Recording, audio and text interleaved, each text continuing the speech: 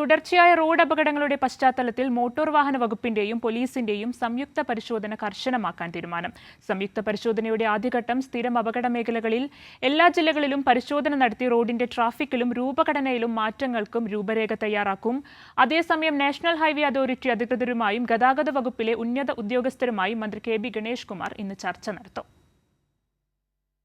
ആദ്യഘട്ടത്തിൽ സ്ഥിരം അപകട മേഖലകളിൽ പരിശോധന നടത്തും. അമിതവേഗം, മദ്യപിച്ചുള്ള വാഹനമോടിക്കൽ, അമിത ഭാരം കയറ്റൽ, അശ്രദ്ധമായി വാഹനമോടിക്കൽ, ഹെൽമറ്റും സീറ്റ് ബെൽറ്റും ധരിക്കാത്തത് തുടങ്ങിയ നിയമലംഘനങ്ങൾ കൂടുതൽ ശ്രദ്ധിക്കും. റോഡ് സുരക്ഷാ അതോറിറ്റി യോഗങ്ങൾ എല്ലാ ജില്ലകളിലും നടത്തും. റോഡ് ഘടനയിലും ട്രാഫിക്കിലും വരുത്തേണ്ട മാറ്റങ്ങൾക്ക് രൂപരേഖ തയ്യാറാക്കും. സ്പീഡ് റഡാറുകൾ, ആൽക്കോമീറ്ററുകൾ എന്നിവയുമായി എല്ലാ ഹൈവേ പോലീസ് വാഹനങ്ങളും 24 മണിക്കൂറും പ്രവർത്തിക്കും. എല്ലാ സംസ്ഥാന പാതകളിലും ചെറു റോഡുകളിലും AI ക്യാമറകൾ സ്ഥാപിക്കാനുള്ള ശുപാർശ തയ്യാറാക്കാൻ ട്രാഫിക് IG-ക്ക് നിർദ്ദേശം നൽകിയിട്ടുണ്ട്.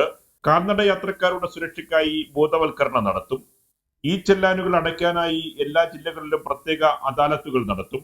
തുടർച്ചയായ റോഡ് അപകടങ്ങളുടെ പശ്ചാത്തലത്തിലാണ് മോട്ടോർ വാഹന വകുപ്പും പോലീസും സംയുക്ത പരിശോധനയ്ക്ക് ഇറങ്ങുന്നത്. പോലീസും മോട്ടോർ വാഹന വകുപ്പും സംയുക്ത യോഗം ചേർന്ന് കാര്യങ്ങൾ വിലയിരുത്തി. കൈരളി ന്യൂസ്, തിരുവനന്തപുരം.